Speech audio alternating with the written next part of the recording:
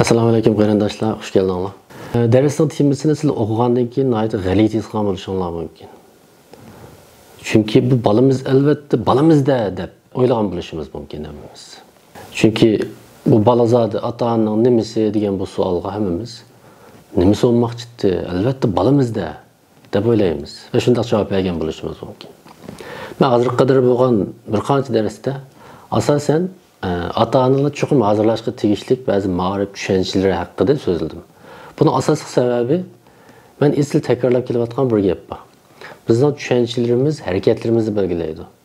Agar tushunchalarimiz to'g'ri bo'lmasa, bizning harakatlarimiz ham to'g'ri bo'lmaydi dedim. Bu oila ma'rifidami o'xshash, farzand tarbiyasidami o'xshash. Agar bizning ba'zi masalalar haqidagi tubki tushunchalarimiz to'g'ri bo'lmaganda, bizning shu tushunchalarimizdan kelib chiqqan harakatlarimiz ham to'g'ri bo'lmaydi. Mesela bizim pervişmi yoki irsiyatmi degan darsimizmi? Mesela shunga munosabatli bir ders.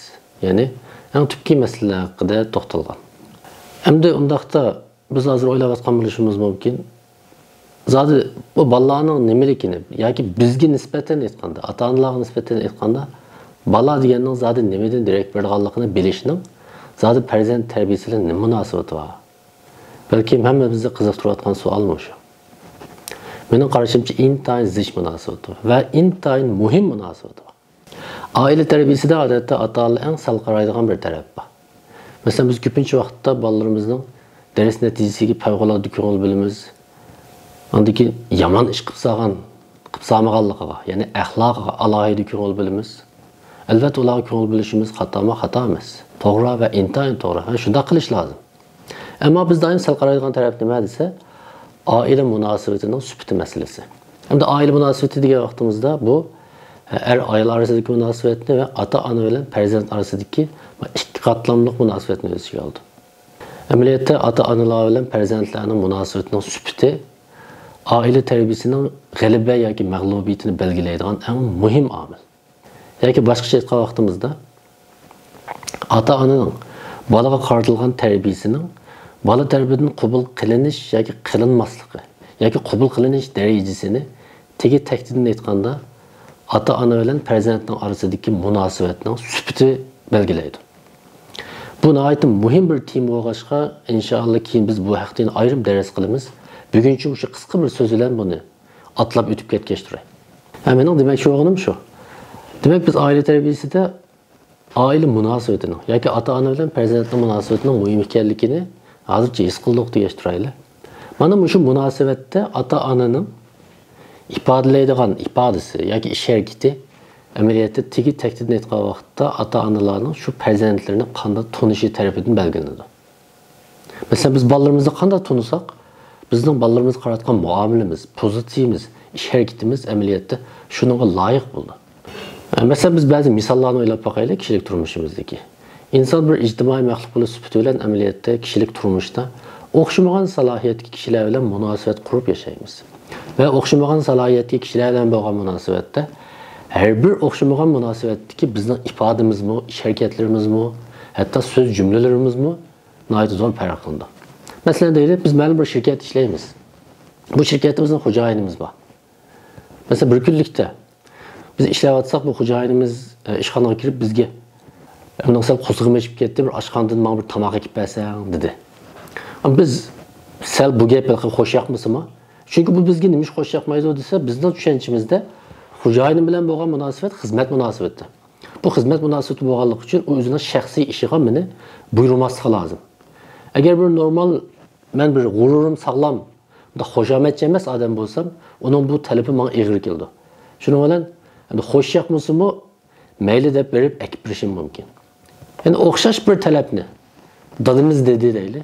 Mesela biz məlum bir ait aldıraş bir yerde. Ya ki bir dostlarımız bilen bir ciddi sorunda oturatımız. Ya ki bir iş üstüde. Dadımız telefon kılıp balam ben öyle kelgen. Kozluğum eşip gitti, sırtı çıkım kelmedi. Bana bir tamak ekip verdiyse biz hocayımızı tutkan pozisyonu, bayağı hoş yapmazlıkını biz dadımızı tutalamdığımıza tutamayız. Neymiş ki? Talep oxşaş. Ama bu münasebetin karakteri bütünlüğü oxşaş emez. Çünkü biz bir dadı balı münasebeti. Biz dadı balı münasebeti de biz karşı tarafta dadımız dep tunğanlığımız için onu o talepleri bizge nispeten intayin haqliq ve doğru bilinadi. Şunlaşqa biz onu qodurmaymiz ve xuşallık bilen bunu qılımız.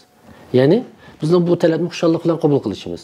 Boshliqimizning talabiga nisbatan ichimizda sal g'udirishimizning o'zi amaliyotda bizning shu ikki odamning salohiyatini qanday tunishimiz bilan munosabatlik. Chunki boshliq degandan keyin bu munosabatning xarakteri xizmatchi bilan xo'jayinning munosabati. Dadam degandan keyin bu munosabatning xarakteri dada bola munosabati.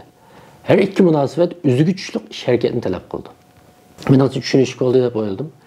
Buni amaliyotda ota-ona bilan bolaning orasidagi munosabatga tatbiqlashga bo'ldi. Ya'ni bizning bolalarga qanday muomala qilishimiz, qandaqroq bir xil tarbiya strategiyasi qo'llanishimiz, ularga tutgan muomalamiz, pozitsiyamiz, uning darajasi, temperaturasi, bularning hammasi amaliyotda bolamizni qanday tunishimiz bilan munosabatlik. Bunda da insonlik ko'pincha vaqtda bolalarni qanday tunishi mumkin.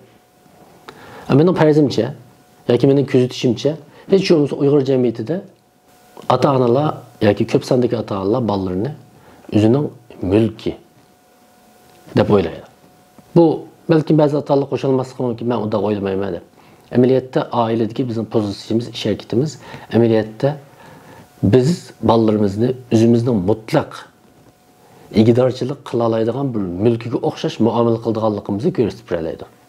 Unda da rasululloh balla ota-onalarning mulkimi. Biz buna bir javob berishimiz lozim. Endi mening tushanchamcha balalar ota-onalarning mutlaq mulki emas. Balki ota-onalarga topshirilgan omonat. Gerçi balalar bu dunyoga shularning ota-onasi orqali yaratilgan bo'lsa-mu, ularning ota-onasi orqali yaratilganligi yoki boshqacha aytganda bizning bu balaning dunyoga kelishiga sabab bo'lganligimiz bizning bu balaning ustida cheklimasiz, cheksiz bir mutlaq huquqqa, mutlaq bir nüfuzga ega ekanligimizni bildirmaydi. Biz buni bilib olishimiz intayin muhim. Ammo reallikda nurg'un kishilar balalarni mulkim deb o'ylaydi. Masalan, bizning balalarimizni mulk deb qaragan vaqtimizda bizning bu tushunchamiz balalarımızga qaratgan bütün terbiye stratejimizni tigi tektidan boshqacha bir shaklga yig'ildi. Masalan deyli, bu degan mening balam, men qanday qilsam haqliq deb o'ylagandan keyin qanday qilamiz? Biz balalarimizga xohlagancha hurmat qilmasak bo'laverdi. Achchig'imiz gap qolsa masalan tilla olaymiz. Hatto u tilla sababimiz balamiz sababidan bo'lmasa-mu, masalan biz sirtda achchig'imiz gap qoldi ma'lum bir ish qidayli. Bizni sig'inib turgan balamiz eshikni ochsa, dada keldingmi, ana keldingmi desa, Turayınğa işim şu qağa vaqtda yenimden nerede deb qo'lib o'timiz. Nimishqa? Chunki bu bola bizga nisbatan uncha cho'ng o'rniga ega emas, unda yuksak o'rniga ega emas. Biz halqa ishimiz pishib qolgan vaqtda undan olsak bo'laverdi. Xalqa vaqtini ochiqlasak bo'laverdi. Hatto qattiq ig'ir gaplarni qilsak bo'laverdi. Ular uni ko'tarish kerak deb o'ylab olamiz. Masalan deyli, bu texmi chekinashqa vaqt qanday bo'ldi? Bu vaqtda biz bolalarimizni psixik jihatdan xo'rlash haqqimiz bor deb o'ylab qolamiz. Masalan, ularni kamsitish, qattiq gap qilish, haqoratlash, tillash, hatto urush. Masalan, Uyg'ur oilalarida farzandlarni urush, endi rostini desakni ayeti umumlashgan ishlarning biri. Hatto texmi yomon ba'zi oilalarda, ya'ni bu xil ahvol texmi ig'ir oilalarda bolalarni ayet ig'ir dumbalaydigan, bek qattiq uradigan unda ishlar xilla umumlashgan. Mana bu ishlarning hammasi bu bolam mening narsam, qanday qilsam mening huquqim bor degan mushu tushunchadan kelgan. Hatta bazı narsalarni o'ylab boqili. Bizning jamiyatimizda masalan bola tug'ilib, ma'lum bir yoshga yetgandan keyin, "Mening akamning bir o'g'li yo'qdi" deb ma'lum bir o'g'limizni birvetimiz dedi. Yoki "Palon tuqqunimning qizi yo'qdi, shu qizimni unga berdim." Bu bola xohlagancha unga bergili bo'lsa, ma'lum birsanga topshirib qo'ygili bo'lsa xohlagancha. O vaqtda bu bola zodi nima? Demak, bu yana bizning hozir deganimdek, bu bola mening mulkim degan mushu tushunchimizdan kelgan. Tamam, bu kichik vaqtda bunday qildik deyli. Masalan, maktabni bitirib bo'ldi. To'y qilish yoshiga yetdi deyli. Mutlaq ko'p qism ota-ona bolalarining kimga tegish yoki kimni elish yoki kimning qizini elish, qandoq ota-ona bilan qudlashish degandek narsalarni o'zining mutlaq bir nufuzi va huquq ichida turib o'ylaydi va bolasining hissiyoti, tanlashi deganlarga hech qanday ahamiyat vermaydi. Uni o'ylash bo'lmaydi. Shumi amaliyotdan nadin kelgan? Bu bola mening mulkim. Men qanday qilsam bo'ldi, qanday hukm chiqarsam men haqliq. Gerçi uning biz baxtini o'yladik, ularga yaxshi bo'lsin dedik deb o'ylab olgan taqdirdami, ularning huquqini bizning xohlagancha dafsanda qiladigan, tortib oladigan haqqimiz bormi? Biz onu amanet degende so'zlagan chog'da so'zlaymiz. Endi to'ymi qilib bo'ldi deyli. Uyg'ur jamiyatida nurg'unlagan yosh oilalarning, ya'ni yoshlarning oilalarining buzilib ketishida, er-xotinning ajrashib ketishida shu ota-onalarning mudoxalasi intayin kuchli o'rinda. Menimcha biz buni hammamiz e'tirof qilamiz deb o'ylayman. Masalan, kelinning ma'lum bir qiliqining yoqmasligi bilan, ma'lum bir ishi uning qaynotasiga yoki qaynonasining ko'ziga sig'masa, bir amallarni qilib ajrashtirib o'tadigan ish nihoyat umumlashgan. Bumi endi nimadan kelgan? Bu bola mening bolam. Bu o'g'il mening o'g'lim. Uning xotinining undoq yoki mundoq bo'lishi uni men qaror qilaman, men belgilayman. Gerçi u oila, ya'ni yoshlar, nihoyat inoq o'tsimi, birisi-birisini yaxshi ko'rsimi, ularning turmushida cho'ng masala bo'lmasimi, ammo ular sirtdagilarni rozi qilmaganligi uchun ular o'zini mudohala qilishga haqli, bu oilani buzib o'tishga haqli deb o'ylaydi. Yana o'xshash. Yine o'xshashli bu.